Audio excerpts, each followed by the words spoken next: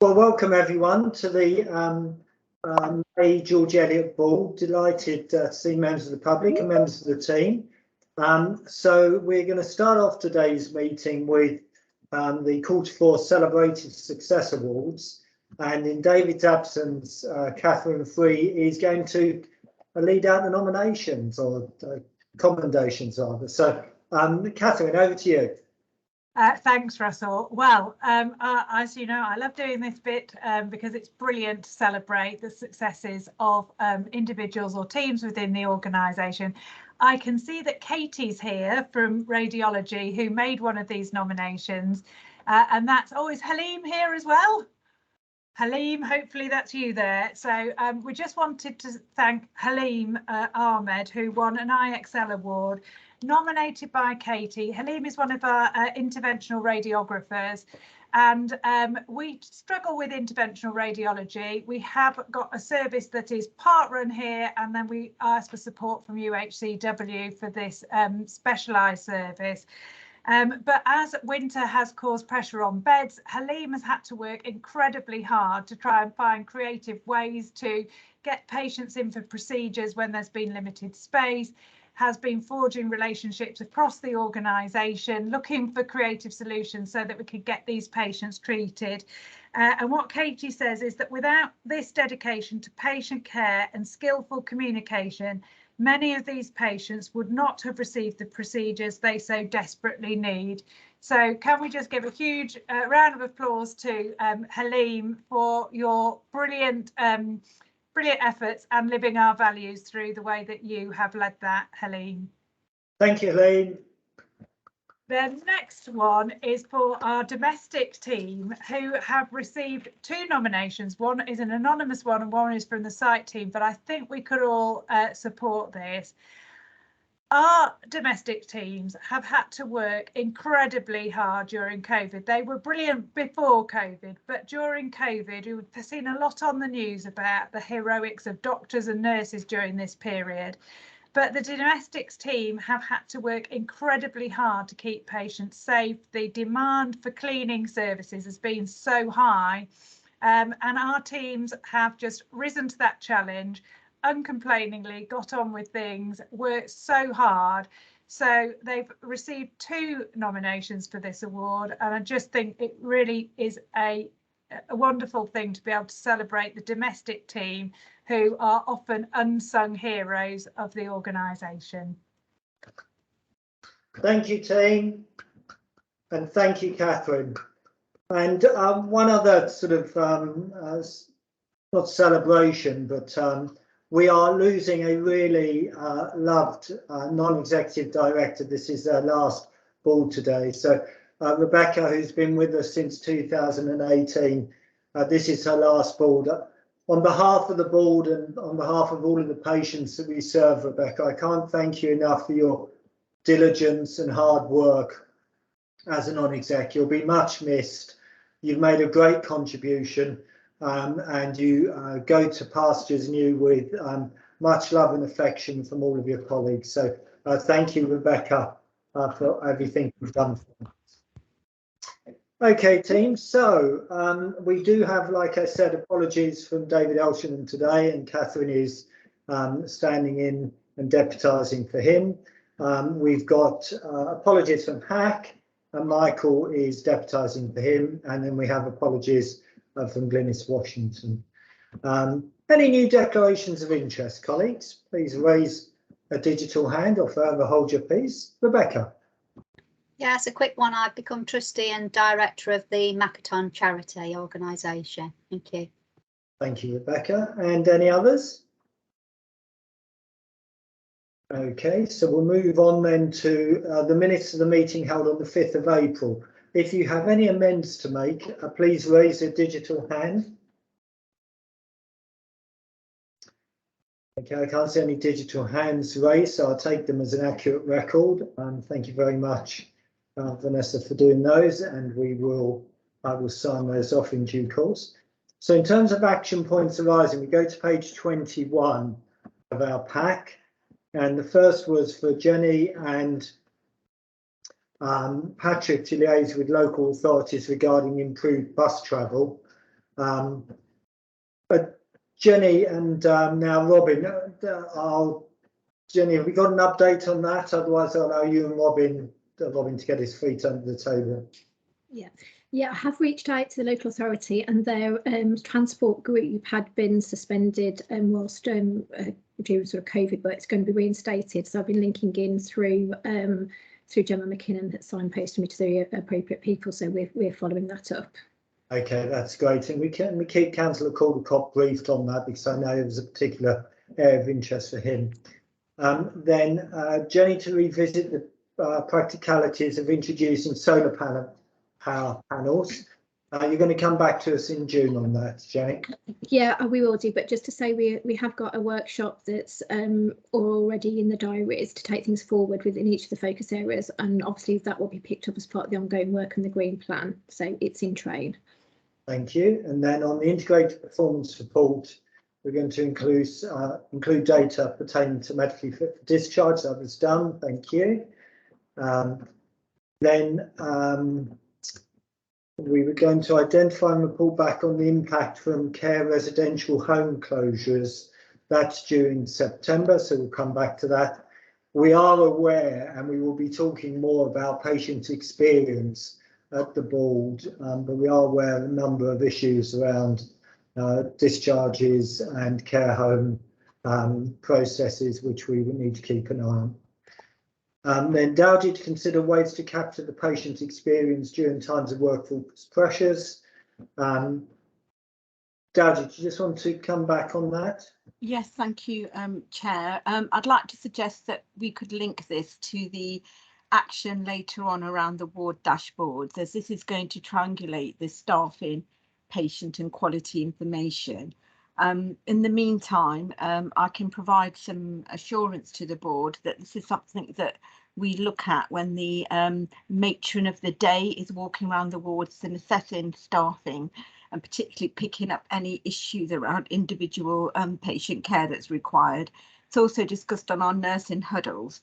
And in addition to that, we have our incidents, our PALs and our complaints, within which we pull out the themes. But in terms of proactive information going forward, this will be linked into the ward dashboard information.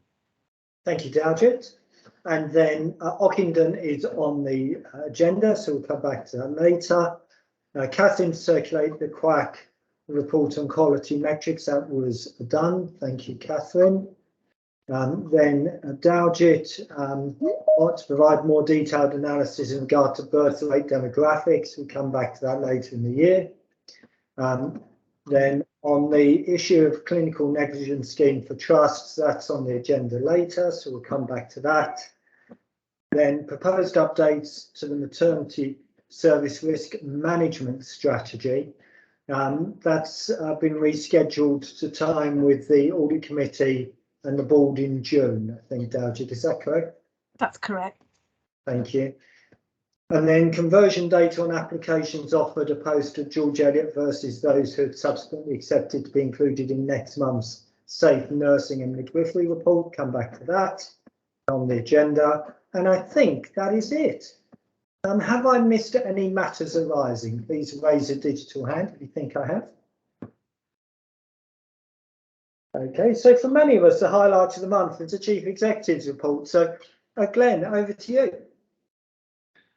Although United won last night, Chairman. Okay, I will keep going on my report, not be distracted by that introduction. So firstly, the Ockenden review, we discussed this later on in the agenda, so I won't go into a lot of detail on it, but I mentioned this when we met last month, and obviously it's a shocking report, but and looks at failings of governance and quality of care, but also around some of national policy that was driving that. So there were 15 immediate essential actions identified for the NHS, and we'll be looking at how we are responding to those later. But I also think it's important for us to look at the learning beyond maternity services into the culture of organisations and the culture of departments, and make sure that we absolutely ensure that our services are safe for patients. It's a very high risk specialty, obviously maternity services, but As a consequence, we therefore need really strong governance and need to ensure we've got the right culture amongst our staff. There will be a formal NHS response to that report in due course, and there are other reports that we're expecting to see around other maternity units elsewhere in the country, so we will continue to learn from others. I then talk about infection prevention and control guidelines. There's a bit of cat and mouse going on here between national guideline updates and local responses to them. What we describe here is our response to guidelines that were issued 2 or 3 weeks ago now. And there have been some changes to those since, actually, but what we will ensure that we continue to do is look at the local risk-based judgment of how we implement infection prevention guidelines as we hopefully continue to exit from COVID and to get back into more of a business as usual approach. We've tightened some things compared to national guidance, and we've loosened some things, and we'll continue to do that based on the clinical advice that we have locally. There's then an update from the Clinical Support Services Directorate. Probably the most significant element of that is a first in the UK using a new nerve block around our orthopaedic service, which is great to see the innovation from our teams there. I then talk about the truly fabulous Fab Friday, and thank Jenny for pulling that together.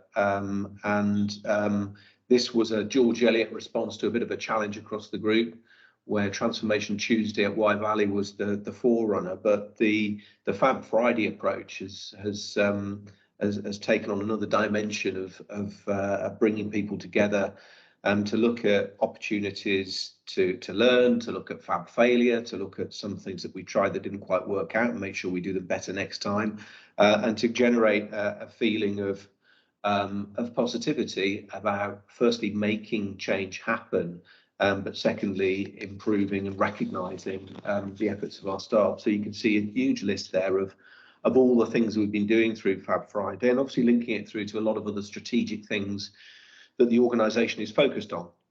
So our green plan, for example. And so there was a session last week. There were 72 people on that one, which is a significant jump from the last one. And so the momentum continues to build on this. So well done to Jenny and everyone who's taking part in that across the organisation. And then finally, the staff engagement visits that we highlight there with the lead director and non-execs will be joining them in those visits. So I'm happy to take questions on that, Chairman. You're muted. Thank you very much, Glenn. Questions and perspectives, Simone? It's just a reflection really for Glenn around the Ockenden review, and just to say how committed our staff are to implementing the improvements and taking all the messages and the learning on board. I also want to just highlight the pressure that staff feel at the moment because of the level of scrutiny, but that hasn't dimmed their enthusiasm or their commitment to taking this on board. Thank you.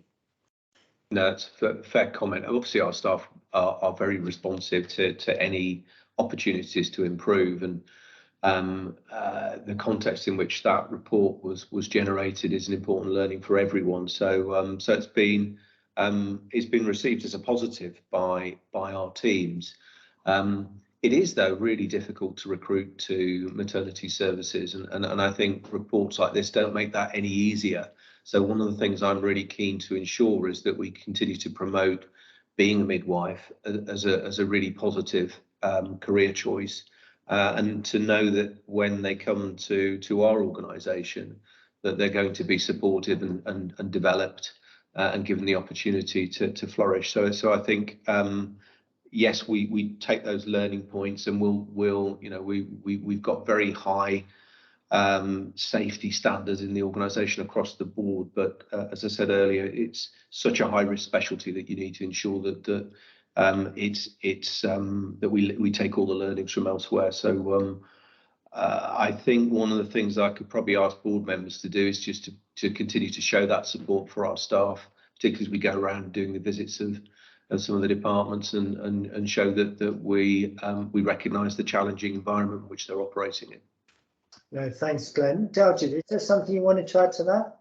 Yes, it was just a comment that I think we can be really assured at George Eliot regarding our midwifery staffing numbers, with how we've had a really good reputation in recruiting, and I'm sure that Claire Price in a moment will be very keen to share a very successful recruitment campaign that we've just done, which could potentially see us over recruiting for our midwives, which is a very unique position to be in locally and nationally. Yeah, no, absolutely, Dalgid. Thank you. And as you say, our midwife to births ratio is actually very good. And Julie? Just a final point, really, absolutely feeling assured about the response to learning, but and also concern about the increased pressure that all of this attention brings to the workforce. Mike, I was going to mention this later, but we have got an awful lot of reports on the agenda around maternity, and that in itself, the production of reports, is an awful lot of effort. And I've just got this concern around, is each one actually, where is it adding? Is there some way of actually making this easier in terms of, for our staff, in terms of reporting the position on the things that really, really matter? I think it's a very good challenge, Julian. It does worry me the way the NHS insists boards receive different reports on different topics, which quite often are very similar. Glenn, do you just want to quickly respond to that? No, I think there's an opportunity for us to stand back from this now and look at how we assure Quality Assurance Committee and the board on progress on improving all of our services. So that I think, as I said earlier, I think I would be worried if we just went off in a direction of just being assured around maternity services, when actually there's a whole range of services that we deliver that have safety risks also. So I think it's about our entire governance approach.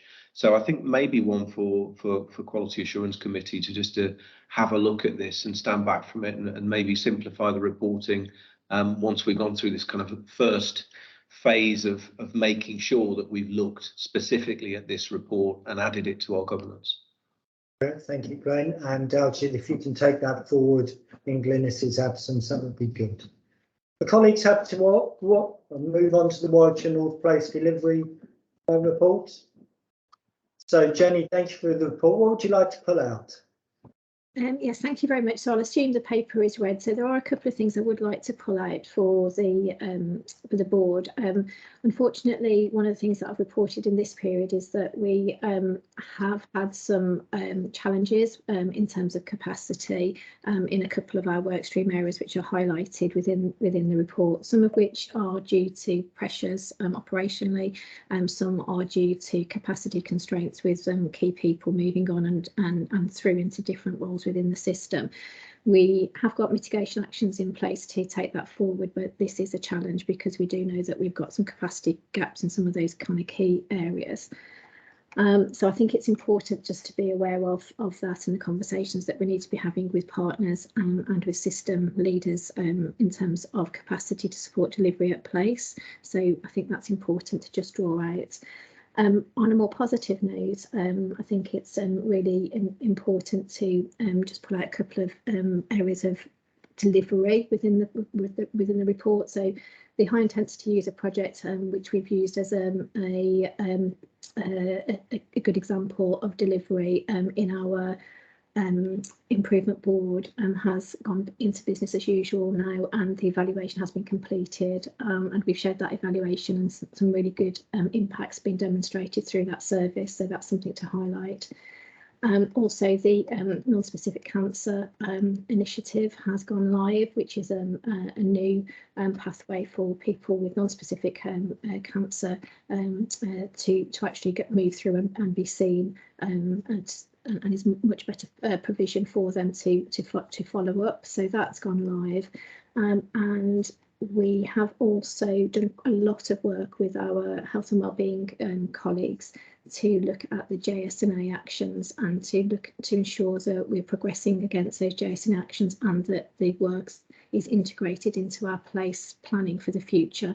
So those would be the sort of three key highlights I'd like to pull out for you today. So one challenge and a couple of progress areas. Thank you. Thank you, Jenny. Questions and perspectives to Jenny? Jenny, just compared to what you see happening in other systems, what's your sense in terms of how well we're working with place partners compared to others?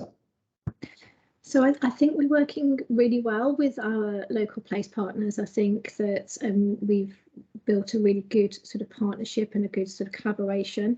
I think where we are feeling stretched and challenged is where programmes of work are operating across a broader system across places, and where colleagues from the CCG have previously been leading on those with a link back into Warwickshire North Place, or where there's a more system focus around the particular workstream area, for example, in mental health. So those would be the areas that we're finding challenge on. I think where we've got programmes of work that are specifically focused on teams that are working in and around Warwickshire North, and that continues to be stronger. Okay, thank you, Jenny. And for members of the public to be aware, we had a session on mental health in the geography this morning with partners from Coventry and Warwickshire Partnership Trust. Any other questions to Jenny? Otherwise, we'll move on. Can't see any hands raised. Thank you, Jenny. So we'll move on then to the planning update. Michael, do you just want to put out the key things of the wonders of financial planning in the NHS? Thank you, Chair. I'll just quickly go down. Paper sets out the key elements of the 22-23 plan that we submitted on the 28th of April under delegated authority. Key underpinning national assumption is that the plan's constructed using low COVID scenario. We know that's not holding for April and probably not going to hold for May. However, this is what we've been instructed to plan under. The other key assumption is that we're going to deliver all the key requirements set on the planning guidance, particularly the 52-week weights being 0 and recovery target of 104% of 1920 activity levels achieved or exceeded. The financial plan shows us a deficit now of 3 million with a cost productivity improvement programme target of 8.4 million. The key drivers for this 3 million deficit is 1, energy inflation, 2, loan to PDC conversion interest rates, which increased, and the capital charges above business as usual. System capital is much lower than previous years. Significant levels of pre-commitments have been made against it, and it's been very difficult to agree fair shares in new allocation. However, we've achieved our key objectives to get the capital funding for the phase 2 of the CDC and sufficient operational capital to carry out essential works. We've got agreement in principle to move forward over the next couple of years with a fairer, more transparent process for allocating capital. Workforce plan is based on assumptions around growth in clinical areas, assumed reductions in bank, and increased planned WT in substantive, plans for a 50% reduction in agency usage, staff sickness maintained below 4% and maintaining vacancy rates below 10%. The planned journey, if colleagues recall, was there was a 2.9 million deficit reported to the Trust Board in March, and at that time the significant elements were in draft. Subsequently, we submitted a draft plan in March the 17th, the deficit at 9.5, which reflected the increased inflation pressure and cost pressures. System deficit at that stage was 54 million, which resulted in a escalation meeting that we've had recently, and as a result of those escalation meeting, national clarifications around assumptions and guidance on what are acceptable variances, and increases to our own allocation from within the system. We've improved our planned deficit back to the 3 million. With the planned deficit of 3 million, there are still financial risks of circa 12 million. The biggest one being general inflation pressures, as we're seeing inflation reported about 7%, so that's about 3.5 million. The COVID impact may be in excess of levels assumed, about 2.5 million risks badged to that, and this significant risk around delivery of the CPIPs, currently assessed to be about 50%. and further there's a risk that we may need to spend more on the recovery costs. Hopefully though they will be income backed, and it's fair to say that we're not expecting the full 12 million of those risks to eventuate, and we would hope to be able to mitigate most of them. Key drivers underpinning those risks are obviously workforce and recruitment, COVID outbreaks, inflation, emergency demand. We've got a number of risk mitigations in place around recruitment retention strategy, improved grip and control on temporary staff spending, focus on productivity, emergency demand, robust monitoring and delivery of the savings, review of the challenge in the planned service developments, our pandemic costs and elective recovery costs, and collaboration with social care providers to reduce delayed transfers of care. The full operational plan, once we've done that over the next couple of weeks, will be presented at the next board meeting. Happy to take any questions. Thank you, Mike. So in summary, we are being a little bit heroic in terms of inflation, given what we know is actually happening. We have some risks around the income side, but we have agreed to put in a deficit of a 3 million loss, and capital's tight, because capital's tight everywhere. Questions and perspectives, Glenn? Yeah, just wanted to emphasise the bullet points there under section 2 of the report, which talk about the 52-week position that we're saying will not have any weights more than 52 weeks after August 22. That is a local stretch target that we've put on ourselves. The national position is that that we're expected to get there by end of March 2024. The other thing I just wanted to say on this, though, is that because we have relatively short waiting times compared to others, we will be highly likely to be offering mutual aid to other organisations. We're having conversations with them now about it, and what that could mean is that we take long waits from other organisations which come into our figures at any point during the year. At the moment, it looks like they may appear as long waits in our numbers. So if we do that, we will make it really, really clear in our board reports that those have been added to our waiting list from other organisations.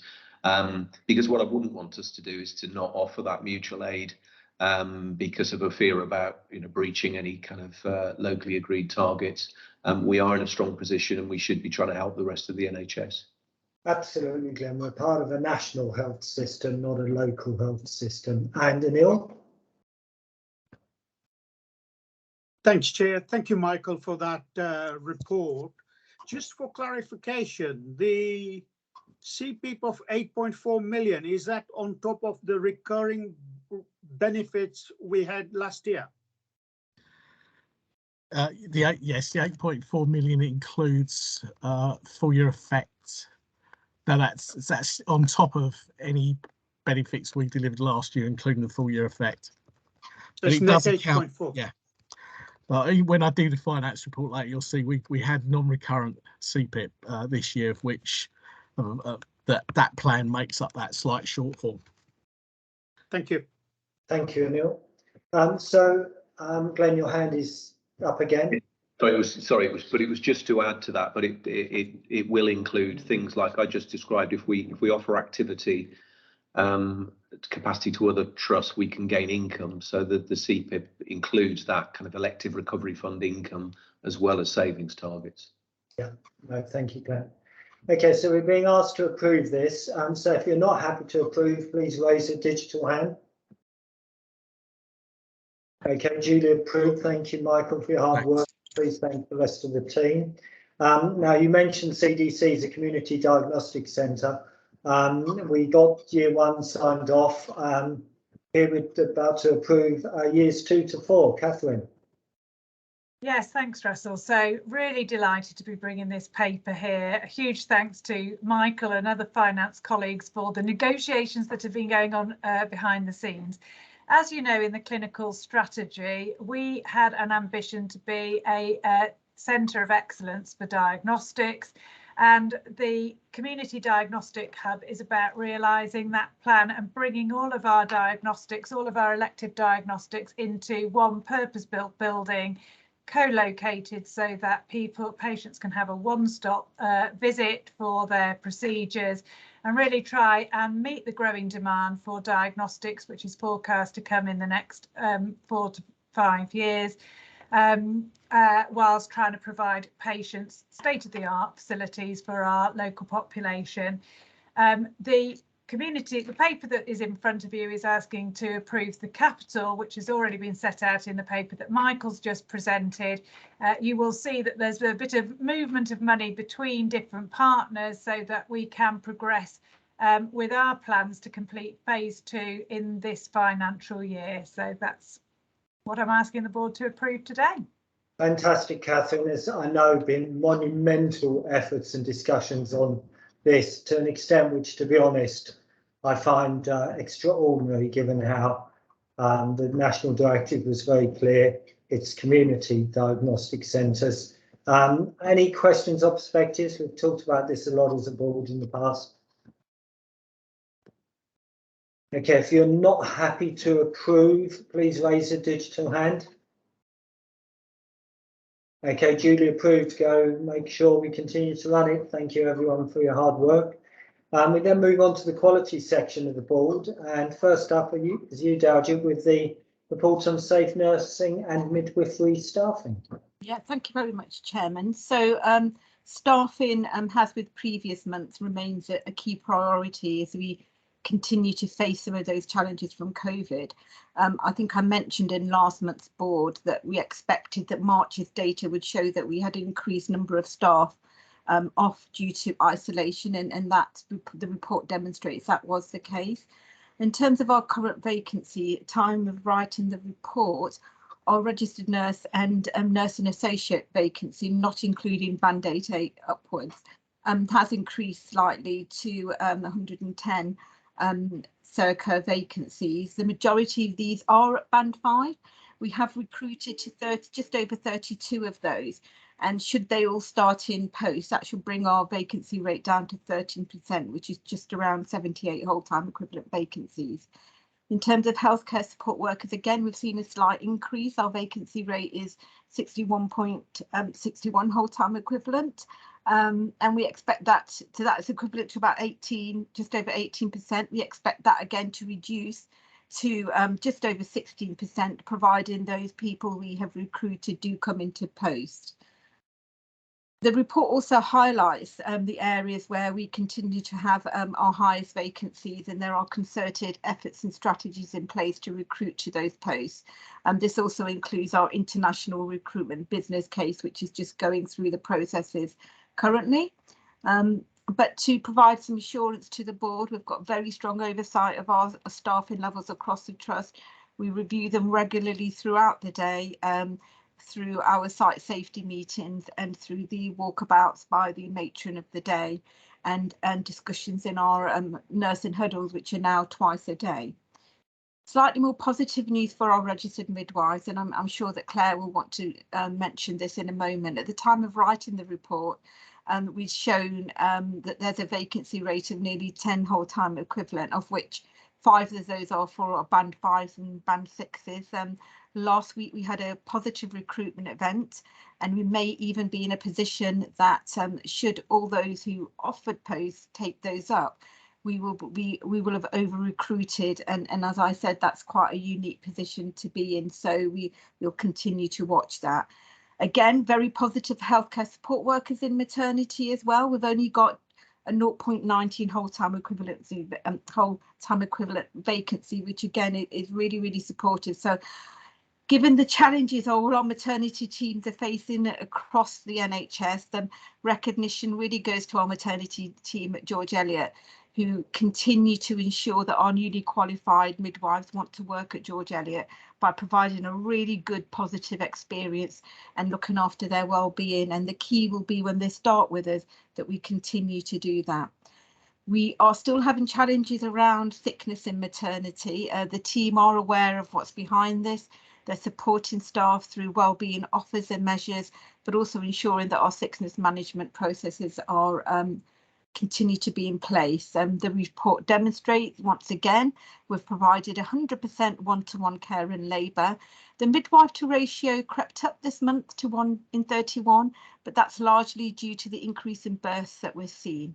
And finally, in terms of our AHP vacancies, our radiology vacancies, probably the key area of challenge, where we've got 6.82% of vacancies, and we do have a plan in there for international recruitment. Happy to take any questions. Thank you, Dalgit. Obviously, I could not emphasise enough, going back to what we were talking about on Ockenden. There is no more wonderful career than for anyone to consider a job in nursing and midwifery. It is a fantastic vocation, a fantastic way to spend your life helping others. So it's good to hear there are some green shoots in the work we're doing. Questions and perspectives, Julie? Thanks, Dalgit. Just a couple of, well, one, an observation really. I just wanted to acknowledge the flexibility of nursing staff when they are asked to move around the hospital to actually cover where shifts have been identified. It can be quite disconcerting for them, and it can be at quite short notice, so really to acknowledge that flexibility. The other thing I just wanted to pick up though, Dalgit, was you talk about in this report where occasions where shifts were not filled and where patient care could have been compromised. I just wondered if you could tell us what action has been taken to actually assess what the implications were for the patient in those particular cases. Yeah, absolutely, Julie. So could have been means that we were in a position where it may have been, which is why we moved staff around to mitigate that risk. So our red flags and our DATEX events will tell us, and our safe care reporting will tell us if there was an actual issue. So you'll see from the report that that's what provides us with the support and mitigation. So we'll assess the risk, and if it's either due to low numbers or acuity of patients, we'll move staff around to ensure that that harm doesn't occur. So there's been no reporting of a harm occurring as a result of having low staffing levels on wards.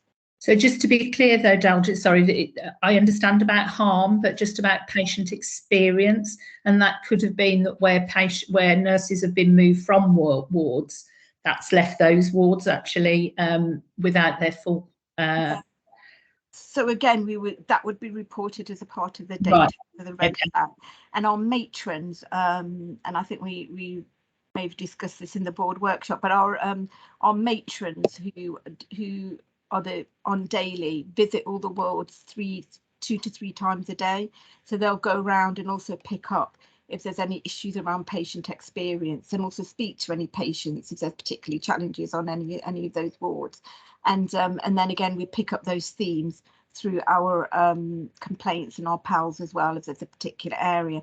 Now the report demonstrates where some of our vacancies are on those wards in particular, so we do have a particular focus on those areas where where we know we've got higher levels of vacancies.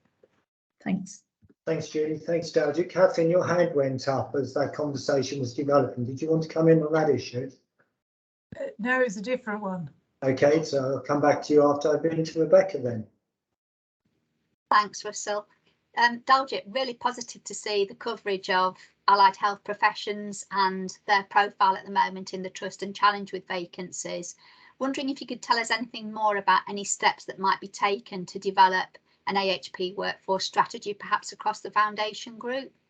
Yes, definitely. So you'll be aware that we are having post now an AHP lead in the form of Liz Mathers, who's doing some fantastic work, not just across the foundation group, but actually locally at the system level.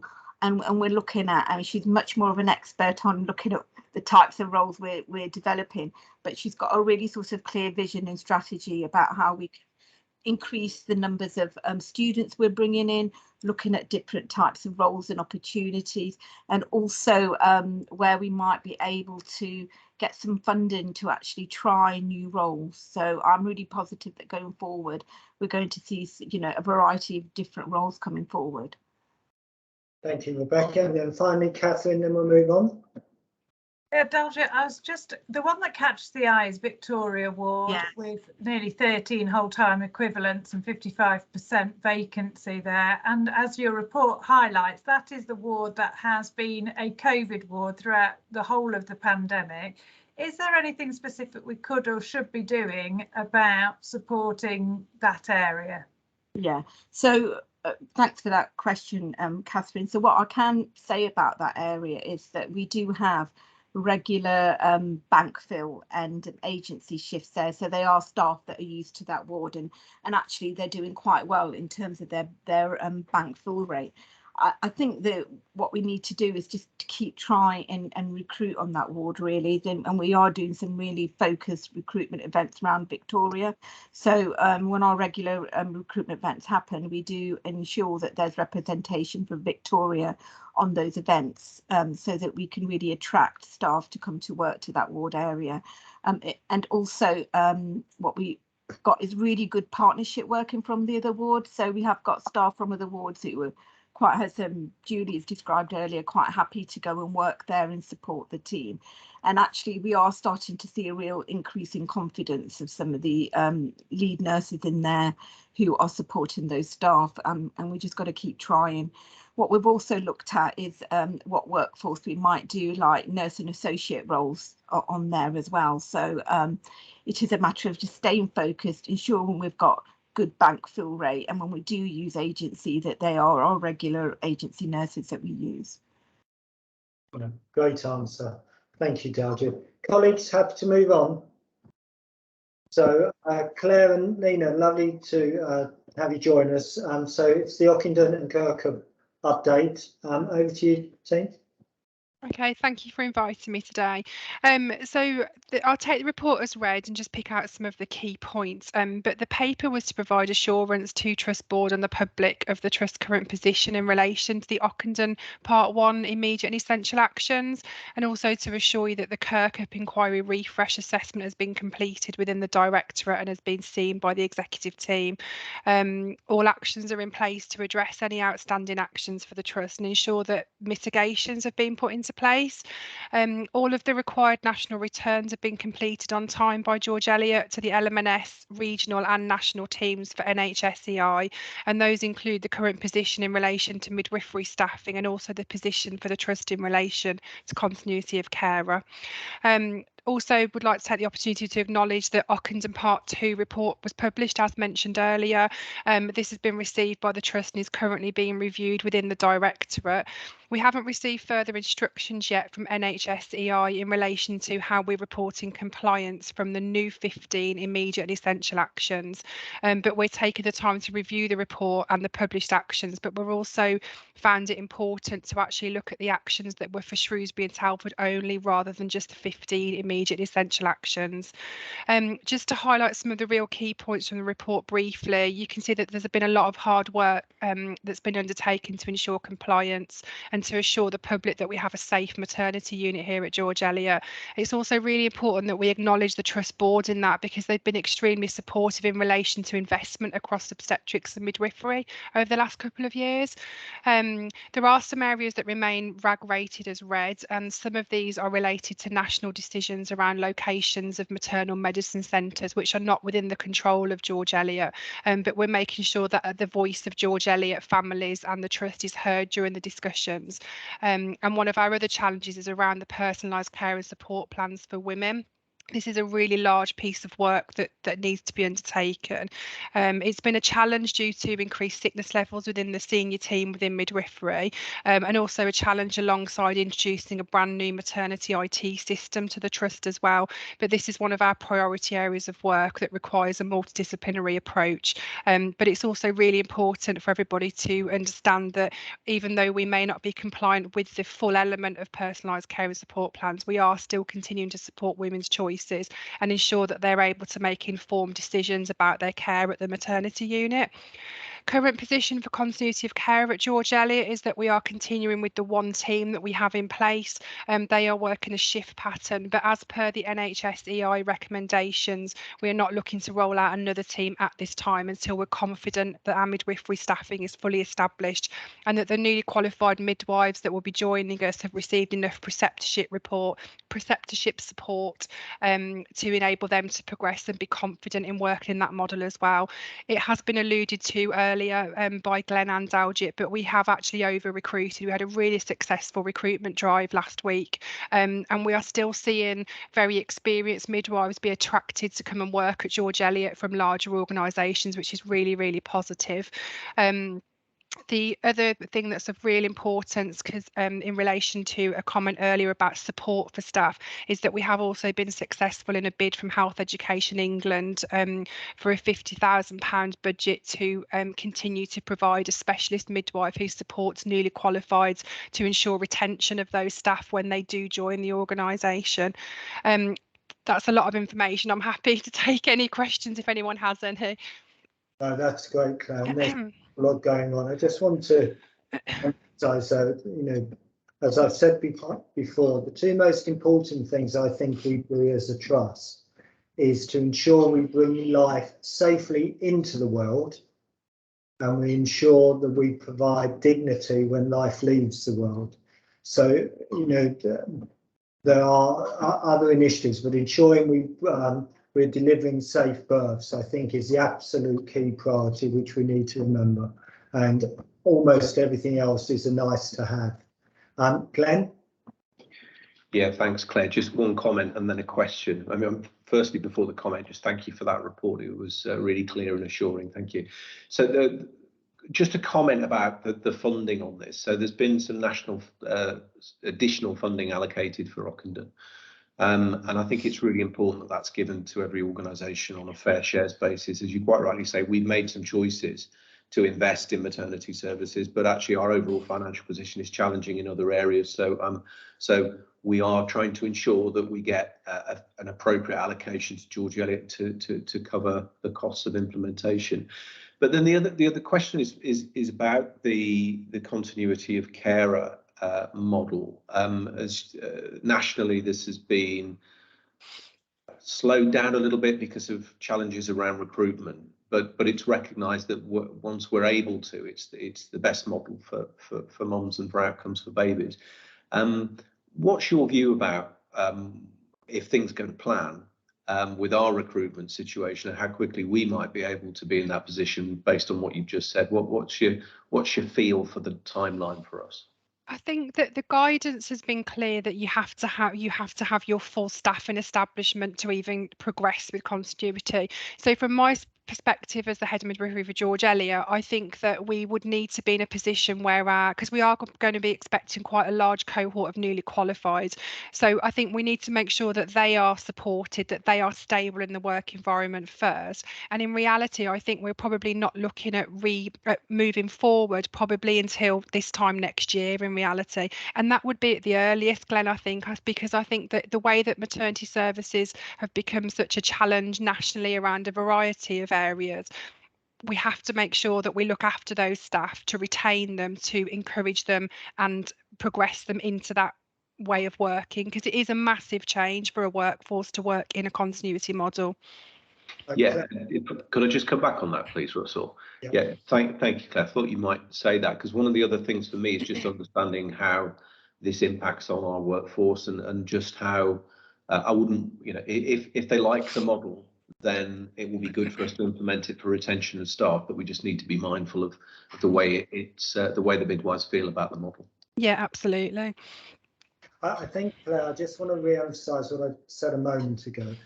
The absolute priority is the safe delivery of healthy babies. And I want you to feel absolutely no pressure from the board about the timeline on continuity of care. What you will always feel is a lot of support from the board, but the absolute priority is to ensure safe delivery of healthy babies. Dalgit? Yeah, thank you very much, Chairman. And I think, Glenn, just a couple of things. First, about the very proactive way that the board has funded and some equality in funding. I reassure you that, and Claire knows this, it's a point that I constantly make at the LMNS, because I think when we look across, you know, we've got a very supportive board that is has you know, Russell has said, that's proactively ensured that, you know, we've got the right level of investment on maternity services. On continuity of carer, I also think there's another bit to this, and it's about us actually directing where we most need to do that, and that's for me around our health and equalities. So the bit that conversations I've been having with Claire is that really, and also ensuring that we're focusing on our BAME population, those bits for me are really, really key. And I think, if anything, if we're going to take the model forward, it will benefit those communities. And in terms of ensuring healthy pregnancies and births, and I guess for me, that's what would be my desire and vision for taking it forward. Okay, point well made, Algie. Just conscious of the time, guys. Claire, did you want to come back in? Just to respond to Daljit's comment, it's just for assurance, the team that we have at the moment, that we are focused in the centre of Nuneaton, so we're focusing on the most deprived areas and the BAME population. So that would be our priority moving forward, to look outside of those areas where the need is the most. Yeah, absolutely. And finally, Simone, then we'll move on. Thank you. One of the points made by Ockenden, and something that we knew already, is that safe services demand a safe and transparent culture. And I know that the board thinks that we're being very supportive in the things that we're doing, and that we are cited on the important things. But while Claire's here, I just want to ask her whether she feels that the board indeed are having the right kinds of conversations, that we are cited on the frontline safety issues that you and the midwives face day in and day out. Yeah, I believe that you do. Yeah, I think that the executive team are very visible in maternity, as have the non-executive directors as well. And I think we have a lot of forums to be able to raise concerns or share worries. And I think that the staff feel that they do as well. We've got a variety of different ways that staff can speak up or raise concerns. So I'm confident. Yeah, I feel very supported by the executive team here. Okay, great. Thank you, Claire, and thank you, Nima, for your work as well. If colleagues are happy, we'll move on. We're running a little late now, but we're on to the NHSR, the Maternity Incentive Scheme, the Clinical Negligence Scheme Trust, Year 4. Back with you, Claire and Nina. Okay, thank you. As you'll be aware, since the submission of the Year 3 data in July last year, there has been significant updates to the national requirements which have affected the Trust's current compliance. We have a directorate level group who are continuing to work on the Year 4 requirements, and this obviously remains very high on the safety agenda alongside the other ongoing national requirements. At this time, we're still unaware if there will be any further updates to the standards and what the required reporting time will be, and also when the final submission date is for Year 4. So, you know, every organisation is waiting for that information. At this time, and in relation to the current published standards, there is full compliance with 4 of the safety actions and partial compliance with 6 at George Eliot. Positively, our workforce for medical and midwifery remains compliant, and we're continuing to work around avoiding term admissions. And also, we're compliant with reviewing perinatal deaths to the required high standard for women and families, which of course is vital, and our community should expect that. And also being really clear that we make sure that the voice of women and families at the centre of all the work that we're doing. Our challenges really remain around some of the scanning elements of the Saving Babies' Lives Care Bundle. These are being addressed within the Trust with support from the LMNS, and also there has been a lot of national offers to organisations also. Training has continued to be a challenge within the unit, mainly due to staffing around COVID-related absence.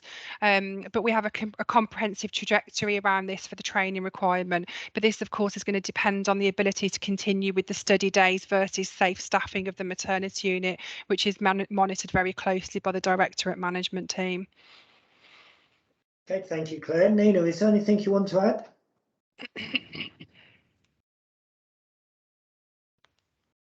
If you're speaking, Nina, I can't hear you. So he said no, thank you. Okay. I'm in letters, so I'm back and forth. No worries. So questions and perspectives, Catherine? Yeah, I think picking up on your point earlier, Russell, about the things that really matter to keep babies safe and mums safe. I guess the bit that draws my eye on that is the Saving Babies' Lives bundle around corticosteroids and the Doppler work and the training. I know how difficult that has been with the challenges around COVID. But those are two areas. It'd be great to see, Claire, being tracked through FPE, that we have those clear trajectories visible, that we can really try and support you on the delivery of those things. If we don't submit all the data, Dalgit won't want to hear this, on time, that is not going to make a difference about whether a baby lives or dies. Those things will make a difference, and that's why I want us to focus on the things that really matter to keep babies and mums safe. Great. Claire, you're doing a great job. Thank you very, very much. Carry on doing what you're doing. And Nina, it's great to have you in role, and let's make our maternity unit a really happy maternity unit where the team feel fully supported, which I know is the board's intention, and that mothers can feel confident and assured about the safety and the care they'll get with us. So thank you very much, team. And we're always here to hear any further actions that you think we should be undertaking. So great work. Thank you. Thank you. Okay, we'll move on then to the mortality and learning from deaths Q4 report. Catherine. Thanks, Russell. So good news that our Shimmy and our HSMR remain within the expected values for the organisation. Board members will note that respiratory failure and perinatal conditions were identified as outliers in this period. Both those conditions have had deep dives undertaken, and the Quality Assurance Committee will receive the a paper on the perinatal conditions coming later this month.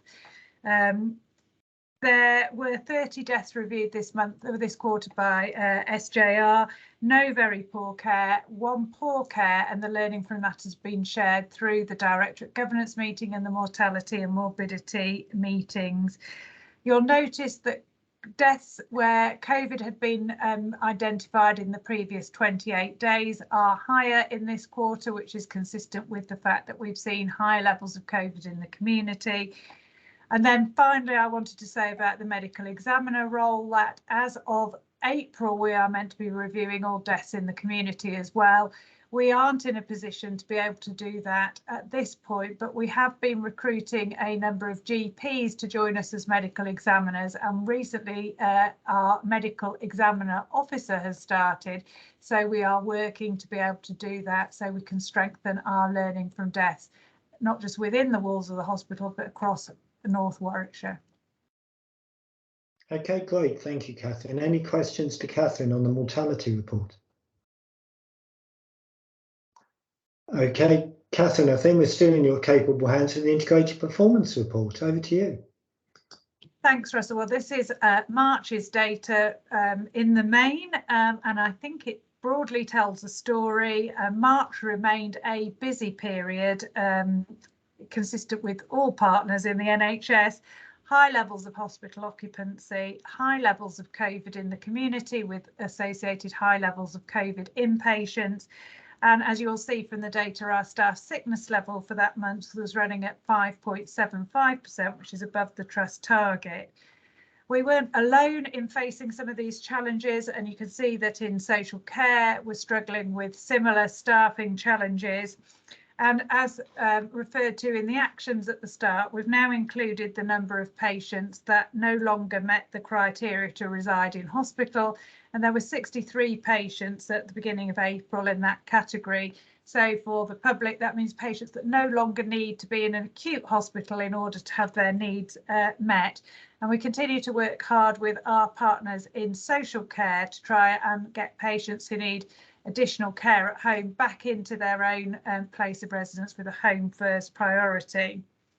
So I think you can see that in the rest of the IPR how that's impacted. So we discussed this morning handover delays for the ambulance service, And in March, there were unfortunately 68 occasions where an ambulance waited for over an hour before being able to move on. And that's unusual for us. That was a high level, and we remain intolerant of holding ambulances at our front door and are working very hard with WMAS to get patients into hospital promptly so they can get the care they need. In the emergency department, 4-hour performance was 77.9%, which has been a deteriorating picture over the past few months.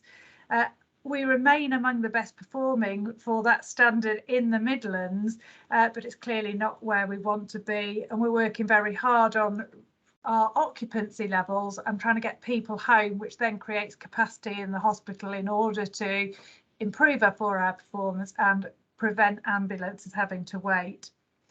That also had an impact on stroke patients. So we only had 45% of patients with stroke meeting the criteria of having 90% of their care on a stroke unit. That was in part due to IPC issues. So if a patient with stroke also has COVID, then they're on our COVID ward, not on our stroke ward. So it's become very complicated, that standard, during COVID times and high levels of COVID in the community. Despite that, there were no 12-hour breaches of people needing admission to hospital and waiting more than 12 hours in the emergency department. And there was a significant improvement in the elective surgical work that we were able to undertake in March, seeing a further fall in people waiting 52 weeks for their planned surgery, with that number of patients now reducing to 173, and no patients waiting over 104 weeks for treatment. So despite some really challenging conditions, there has been some good news at the same time.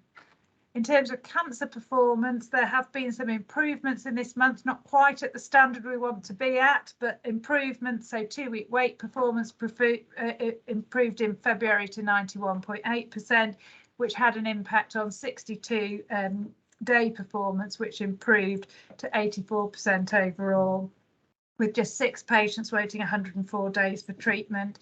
And the report highlights the tumour sites where we can identify some particular challenges and working hard with those tumour sites in order to improve performance. Again, diagnostics remains challenged in some areas, again, specifically in non-obstetric ultrasound, in echocardiography and in cystoscopy. And again, work going on with those teams to rectify that so that we can make the diagnostic target of 99%. Quality, I'm pleased to report, is broadly green in all areas. You will notice at the end of the year that we've missed the target for things like C. difficile, but again, by very small numbers of cases. And there is a commitment to ongoing learning in all cases related to that. And broadly, our infection prevention standards are an area for celebration. Other things to celebrate, just briefly, let's mention some good things. Our falls remains below the national target and below the trust standard. We have sustained the complaints performance, and our mandatory training has remained above 90% in all areas, apart from those doctors that we need to work on to get their training up to the 85% trust target. Finally, in terms of the appraisal rate, you will see that is an area where we're below where we want to be, but that is being monitored through finance and performance executives, so that we've set our directorates a improved target, and we will continue to monitor and drive that up, because that is also important for the well-being of our staff. And Russell, that's the IPR. Thank you very much, Catherine. So much better than the way David presents. Questions and perspectives, Glenn? Yeah, thanks, Catherine. Just to reassure board members that we now receive an hourly report on the number of ambulance delays outside every hospital in the Midlands, and that also shows the longest length of delay, and we do very well on that by comparison. Of course, I don't want us to have any delays. Of course, one of the impacts of that, though, is that we sometimes experience what's called intelligent conveyancing, which is ambulances coming to us because we are able to turn them around more quickly. So that does add to our demand. All of which hopefully allows us to continue with Operation Ring Fence. Catherine, just wanted to check in with you about how we stand today as we, obviously exited another bank holiday. Are we all systems go with elective work? I believe so. We've got two coups on the call who could confirm if that's the position, but Florence Nightingale was empty this morning, ready to take joint patients, which is great work after a bank holiday weekend. Okay, great, thank you, well done. And Julie? I was on Florence Nightingale on Friday, and they were very keen to be empty today to actually get going today.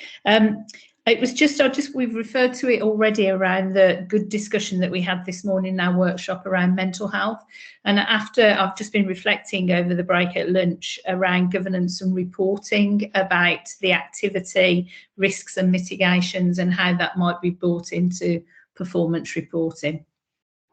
So Julie, you are not alone in reflecting. We did the same in the executive corridor between this morning's workshop. So for members of the public, we were talking about the fact that a number of our mental health patients who need admission to a mental health hospital for extra support can often spend quite a long time in our emergency departments, many hours in some cases.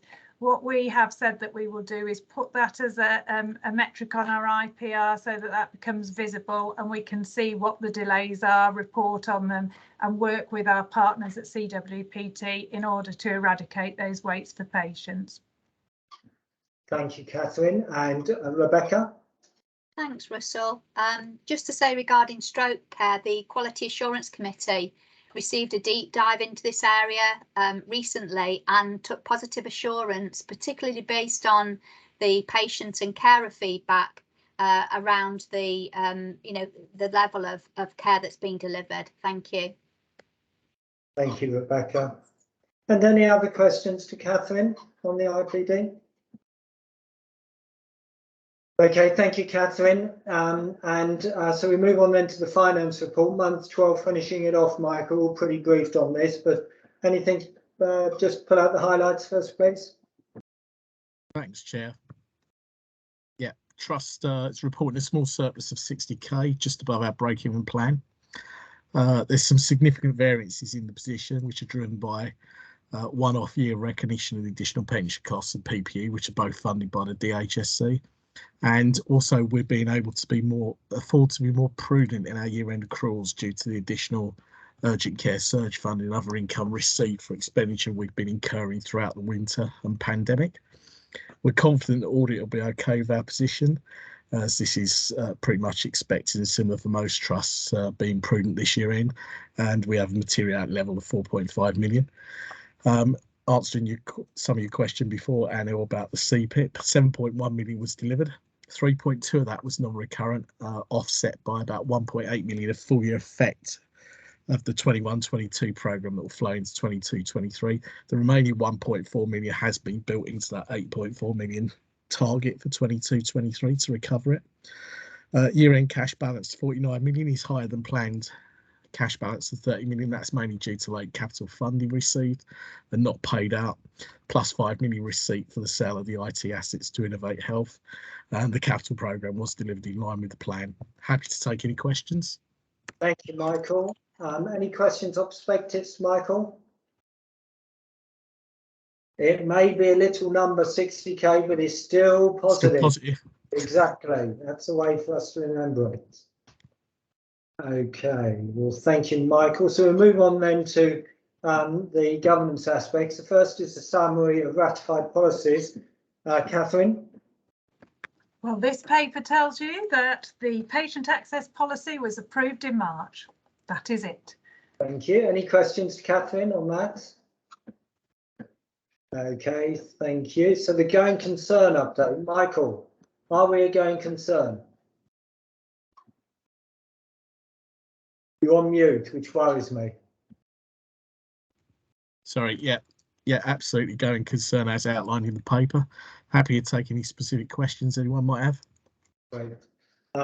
It is clearly an important issue whether we're a going concern. It's not a trivial issue. So any questions on the paper and the assurance that we are a going concern? Okay, if you're not happy to approve, please raise a digital hand. Duly approved, thank you. And so we move on then to the annual board self-certifications. Over to you, Sarah. Thank you.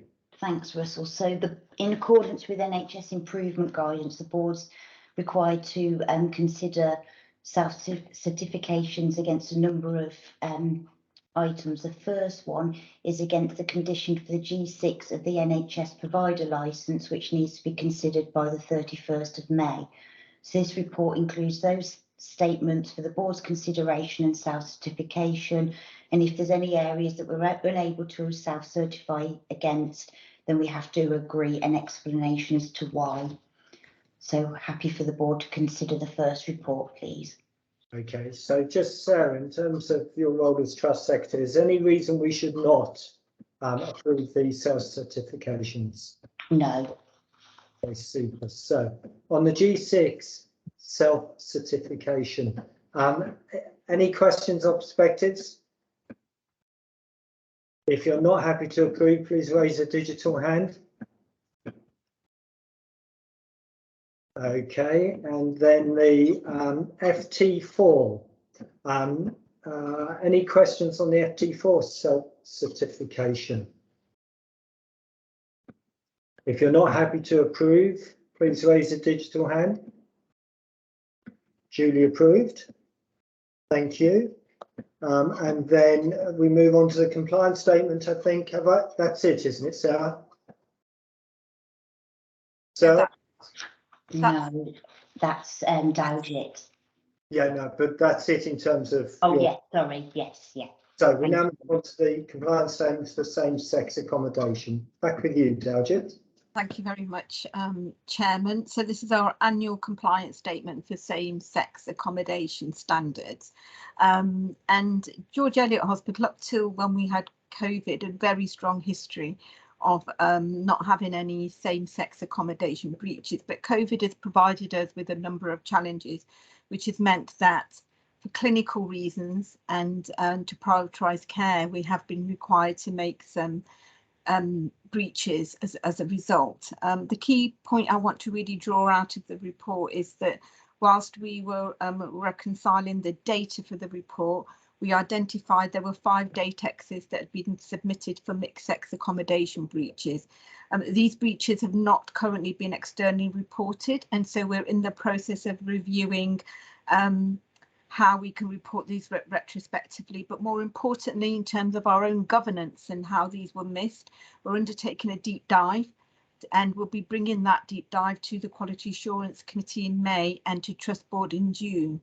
Now, the initial review of the datexes indicates that they were all on clinical ground due to the requirement of patients requiring CPAP. Now, this actually meets the level 2 criteria, which based on our national guidance may not be reportable as a same-sex accommodation breach. However, I can't confirm that at this time. We are looking at it in detail, but I do want to reassure the board that maintaining that we have a zero tolerance towards mixed-sex accommodation, and that except in the cases of a clinical need or in the best interest of patients, we would not seek to do that. It is my view that we just need to strengthen the governance and reporting around this. Okay, thank you very much, Dalgett. Any questions to Dalgett? Okay, if you're not happy to approve the compliance statement, please raise a digital hand. Okay, duly approved. Thank you, Dalgett. And then in Glynis's absence, we've got the Quality Assurance Committee annual report. Simon, thank you for introducing this. What would you like to say, Simon? I'm just going to take the report as read, Chair. It's here to receive and note, and happy to take any questions. Thank you, Simon. Any questions or perspectives on the QAC annual report?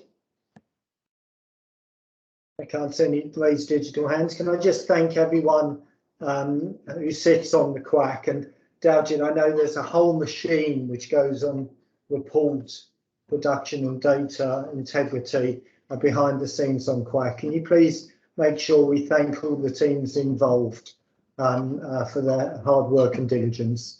and in Glynis's absence, thanks to Glynis for chairing the meeting. Okay, so that's duly received and noted.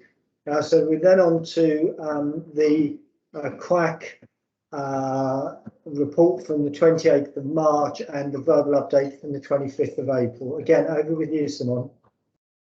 Thank you, Chair. So the report from March I shall take as read unless anybody's got any questions.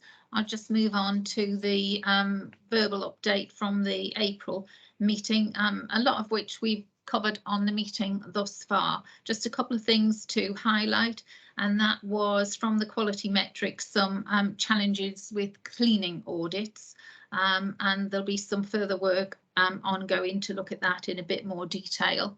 The usual scrutiny around maternity services, just to assure the board that that continues apace within the QUAC. We looked at the RSM review of clinical audit that had given reasonable assurance that we'd got effective systems and processes in place, so a bit more work to be done around that. And we also noted the SLIP standards for stroke, and a bit more work again will go on around that. And lastly, we noted that the gap between the staffing establishment and staff in post has been static over the last 12 months, despite all the work that's gone on around recruitment. So we've asked for some trajectories around that and to see some detailed plans for how we will narrow those gaps. And that they were the things I wanted to highlight, Chair.